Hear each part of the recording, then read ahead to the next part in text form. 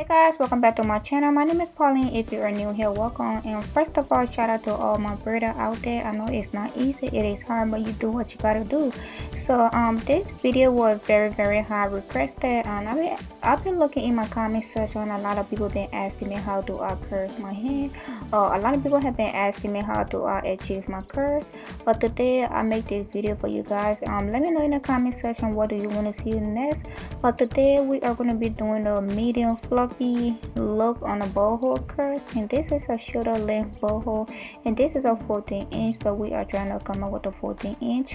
But first of all, I'm going to be putting my hair on a roller, and this is a medium roller we are going to be using today. So I ordered this off Amazon, and the link going to be down below. So the first thing I do when I putting my hair on a roller, I start from the top to the bottom and make sure and keep my hair on the roller super tight, and make sure and tie my roller so when I dip it in the water, the roller don't pop out. Okay, and also I make sure to include the boho hair in that too, so as well the boho curls can be able to roll out with their hair. And you know, normally when I'm twisting my hair or when I dip in my hair, I usually dip twice, but today I am going to be dipping one time because this is twisting. You know, twisting water are not really friendly. Okay,